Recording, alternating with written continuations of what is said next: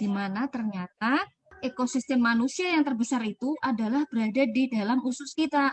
Dan itu sebabnya mengapa seperti Bapak kedokteran modern ya, Hippocrates itu menyatakan bahwa semua penyakit itu berasal dari usus sebetulnya.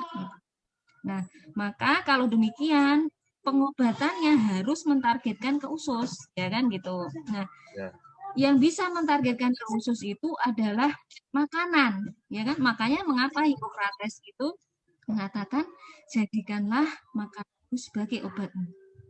Otomatis diperlukan makanan yang bersifat fungsional ya, yang bisa memperbaiki usus ya, bisa membersihkan usus, dan dia punya kemampuan juga memperbaiki ekosistem. Ya. Salah satu yang menyebabkan autoimun adalah karena dinding usus yang renggang.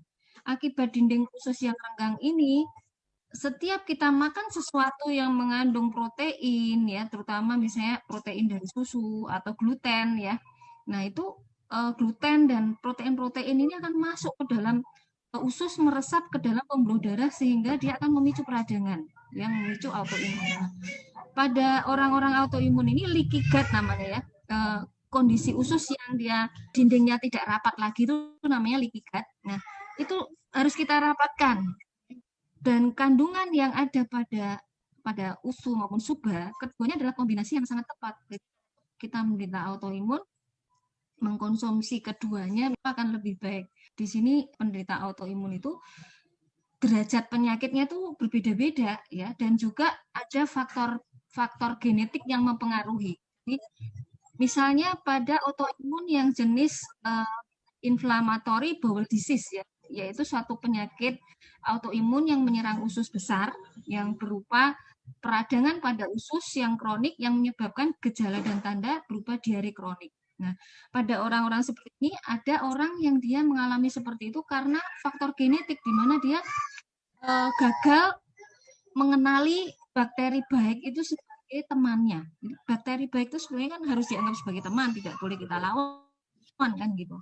Nah, pada orang-orang yang mengalami gangguan pengenalan terhadap baik ini, tentunya kita harus sangat hati-hati memberikan ya, karena dia selain dia punya gangguan genetik, dia juga ususnya kemungkinan sudah rusak itu, sudah bolong-bolong ibaratnya.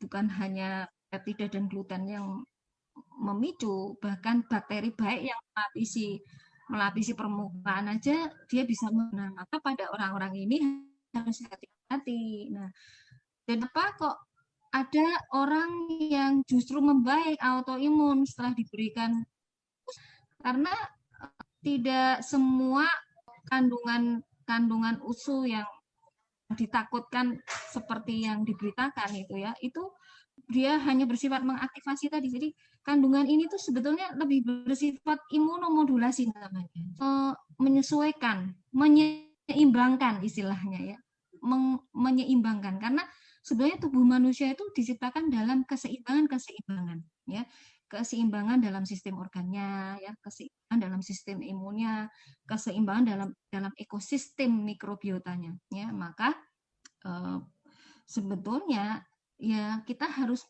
menggunakan terapi-terapi yang mentargetkan usus. Nah, maka sebenarnya kebaikan dari produk-produk AFC itu di situ. Dan sekarang ini eranya pengobatan tuh ke arah sana. Jadi sebenarnya untuk autoimun nggak ada masalah untuk konsumsi produk kita dong? Nggak ada masalah, ini kan hanya makanan. Semuanya efeknya dia bersifat imunomodulasi.